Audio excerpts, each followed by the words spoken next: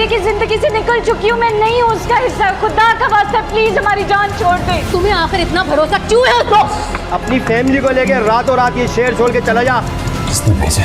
Asif sahab. Hello everyone, welcome back to entertainment. आज आपके लिए लेकर आई हूँ मैं ड्रामा का promo 14 with the review and the story. मैं ड्रामा के एपिसोड 13 में ये चीज़ क्लियर कर दी गई है कि मुबशरा को साइकोलॉजिकल इफेक्ट्स होने शुरू हो गए हैं। वो बहुत हाइपर हो गई है, बहुत वियर्ड रिस्पॉन्स करती है। She is totally unpredictable. वो कहीं पे भी जाके इशू क्रिएट कर देती है, मैस क्रिएट कर देती है, लड़ाइयाँ करती है, बुरी ज़बान इस्तेमाल करती है। तो मुबशरा के फादर ने उसको बाहर जाने से मना कर दिया क्योंकि जितना वो बाहर जाएगी उतना ही अपनी और घर की बेइज्जती करवाएगी।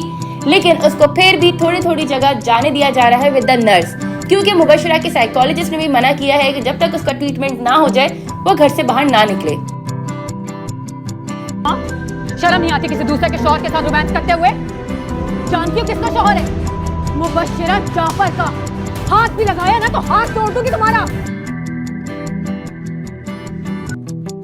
इन सब सिचुएशन का सबसे ज्यादा मजा आ रहा है मुहिब को, क्योंकि इस तरह उसका हो रहा है बदला पूरा उसकी बेइज्जती का, जो मुबशरा ने, उसके बाप ने पुलिस को बाहर खड़ा करके उसको पुलिस स्टेशन के चक्कर लगवा के और माशरे भर में बेइज्जत करके करा था। जिस पार्टी में मुबशरा ने खुद को एक्सपोज किया, तमाशा बनाया, वहाँ मुहिब भी मौजूद था। उसने वीडियो शूट की और #insane मुबशरा के नाम से उसको मशहूर कर दिया। अपने शौहर को मारो। मुबशरा का सारा मसला यही है कि ज़ैद उसको लिफ्ट नहीं करवा रहा। जहाँ दूसरी जगह मुहिब उसको बहुत इंपॉर्टेंस देता था, उसकी बातों को मानता था, उसके इशारों पर चलता था, जिस तरह का बंदा वो चाहती है।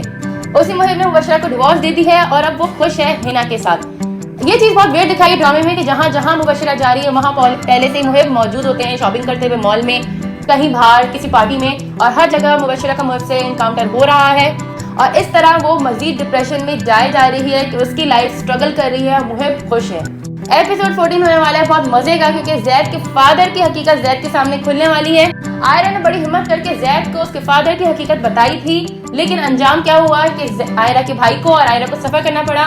उनको थ्रेट किया जा रहा है, उनकी गाड़ियों के शीशे तोड़े जा रहे हैं, उनको जॉब से निकाल दिया गया है, क्योंकि ज़ैद के फादर चाहते हैं किसी तरह आयरा और उसकी फैमिली वहाँ से चले जाए, शहर छोड़ दे।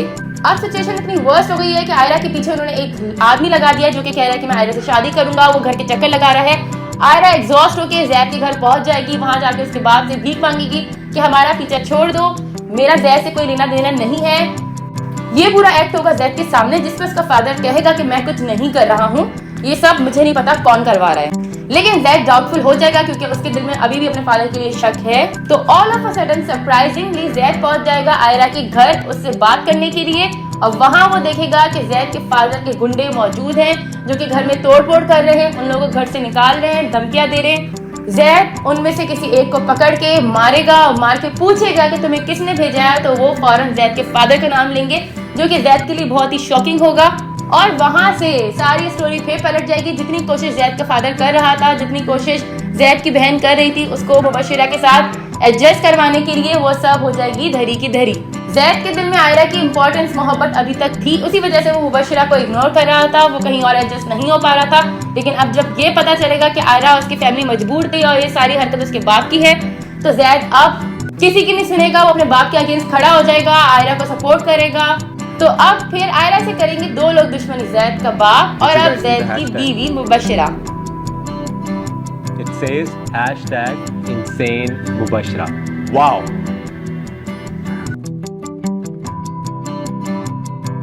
जब मुबशरा को ये चीज प्रोमिनेंट हो जाएगी कि ज़ैद के सामने हकीकत आ गई है और ज़ैद उस लड़की की तरफ फिर पलट रहा है, तो अब देखेंगे कि मुबशरा कौन कौन सी चालें चलती है जिससे ज़ैद उसी की तरफ आए और आयरा को नुकसान हो। ड्रामे में ये चीजें बहुत अच्छी दिखाई कि कश्मारा अपने इमोशनल जोन से बाहर आ गई है, उनको अपनी इंपॉर्टेंस का, अपने सेल्फ रिस्पेक्ट का ख्याल आ गया है। उसे इस बात का अंदाजा हो गया है कि ज़ैद के साथ भी ज्यादती हुई है, मुबशरा को उस पर इम्पोज कर रहे हैं, जो कि मुबशरा किसी से टैकल नहीं होती है। और साथ साथ उसको ये भी रियलाइज हो गया है कि उसकी अपनी कोई सेल्फ रिस्पेक्ट है, उसे धक्के मार के निकाला गया है। तो अगर मुबशरा से माफी मांगी गई, ज़ैद अगर मुबशरा से माफी मांगेगा, on the other hand Mubashra भी माफी मांगेगी कश्माला से, तो ही कश्माला वापसी जाएगी। तो मुबशरा को भी अपोलोजाइज करना।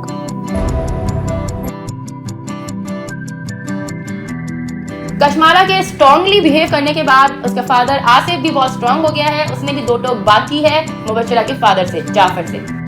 अब देखते हैं आगे एपिसोड में क्या होने वाला है, जाफर और आसिफ की क्या हो जाएगी लड़ाई या इनका कारोबार हो जाएगा खत्म। मुबशिरा को अपने आप में क्या चेंजेस लाने पड़ेंगे कि वो जैद का दिल जीत सके। इन सब सवालों के जवाब आगे आने वाले एपिसोड में आपको मिलते चले जाएंगे और हम आपसे डिस्कस करते चले जाएंगे। Till then, if you have not subscribe my channel, do subscribe it, Revitainment।